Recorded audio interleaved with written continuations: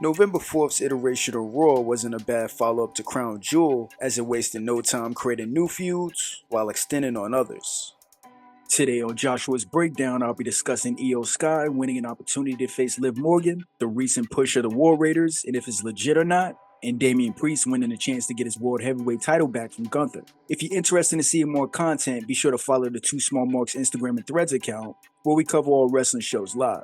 Liv Morgan kicked off Monday Night Raw this week as she officially declared her revenge tour complete, even though I thought she said that the last time she beat Rhea, but whatever. But the celebrations didn't last long as Adam Pearce declared that a battle royal would take place to determine who Liv will fight next. Competing in the match was Unholy Union, which is a team, Maxine Dupree, the Pure Fusion Collective, which is another team, Katana, Zelina Vega, Natalia, Lyra Valkyria, Iyo Sky, and Bianca and Jade, whom are another team. Iyo Sky being a winner was predictable as she made the most sense compared to the other women in the match, and she's a more believable opponent to lose to Liv Morgan than a Jade or Bianca. With that being said though, I do still feel it's unlikely that Liv will win against Iyo without any type of interference from Raquel. I mean, it's not like the interferences will stop now since they've been doing it every title defense, but overall, I feel Liv Morgan as champion will become stale fast without Rhea being in the picture. What makes the feud between Rhea and Liv good, if you're not counting the interferences, is how it's rooted from authenticity. Liv had a legit reason for a revenge tour on Rhea, and even though Liv could have been even better during the feud, it was still entertaining for the most part.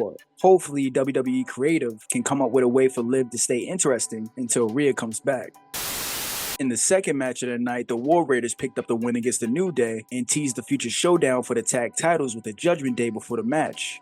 Since their return, the War Raiders have been pushed by WWE and has won their last 2 or 3 matches, which gives them the proper momentum before facing off against the Judgment Day. The only problem though is the War Raiders aren't the Motor City Machine Guns, even though they are good in the ring. It's unlikely the push that the War Raiders are getting right now will result in them winning the tag team championships from the Judgment Day. It's more likely the War Raiders have been chosen to get beaten by the Judgment Day in order to make the Judgment Day look better as a faction. But what Creative doesn't realize is it won't. Where Creative messed up at was them not have the Judgment Day defend the titles often and then not beating Damian and Rhea, which makes kicking them out even more idiotic. I mean, if the Bloodline could lose the tag titles, then the Judgment Day should also. Otherwise, the tag titles will become even less relevant than they already are.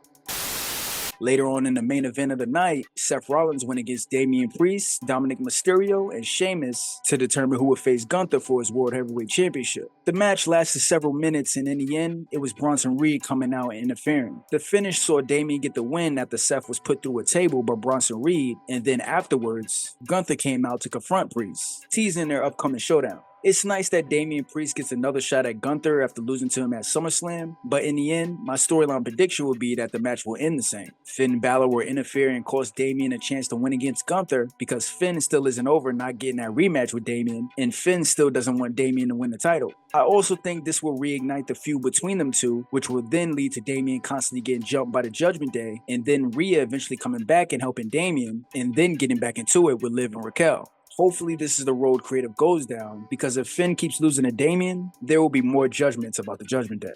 Be sure to check out new audio episodes of the Two Small Marks Wrestling Show every Saturday, and be sure to like and subscribe for more videos.